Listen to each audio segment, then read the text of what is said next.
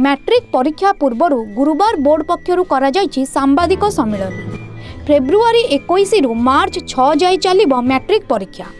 चलित वर्ष प्रश्नपत्र भाइराल न हेबा पई अनेक पदक्षेप ग्रहण करा जायछि।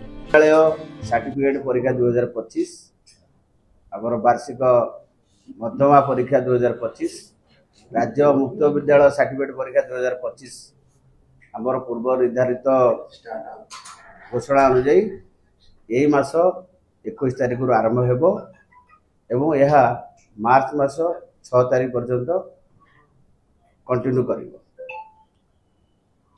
तेणु मु आपण माध्यम समस्त मोर कुनी कुनी पिला मानकु जणाई देबा चाहूँगी जे पिला माने जेमिति परीक्षा सब वर्ष हुए सेमिति आपनकर परीक्षा केंद्र रे ठीक समय जाके पहुँची जातु एवं 21 तारिख रु 6 तारिख भितर दिने दिने व्यवधान रे परीक्षा रखा जाइछि 6टी विषय अछि।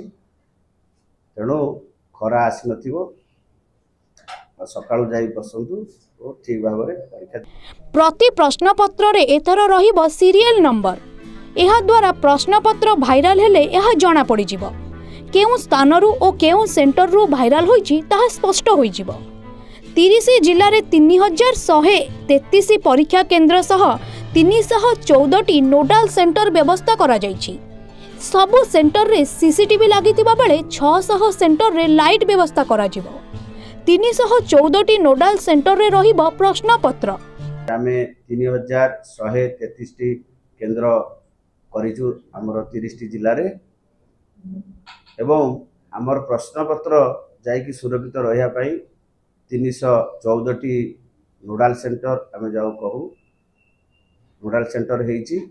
प्रति जिल्ला रे गोटे गोटे नोडाल सेंटर एवं आवश्यकता देखी आउ केतोटी सेंटर विभिन्न आमर sub divisional headquarter block headquarter रे एमटी 314टी नोडाल सेंटर हेइछि। आमर प्रश्नपत्र 12 तारिख रु आसंता 12 तारिख रु जीवो एवं 19 तारिख भितर माने आमर सब प्रश्नपत्र रही जिवार व्यवस्था अछि। 12 तारिख रु 19 तारिख भितर सब नोडाल सेंटर रे प्रश्नपत्र पहुंची जिवो। एहा सह 4 स्तरीय स्क्वाड व्यवस्था सह मोट 172टी स्क्वाड रहिबे। छात्र छात्री केंद्र रे पहुंचिले प्रश्नपत्र पहुंची जिवो। 7:30 रु 8:30 भितर केंद्र रे पहुंचिबो प्रश्न। मोट 5,10,778 छात्र छात्री परीक्षा देबे। एहा सह मैट्रिक परीक्षा सरिबा परे मार्च 19 रु आरंभ हेबो खाता देखा। प्राय 13 दिन धरी खाता देखा चलिबो।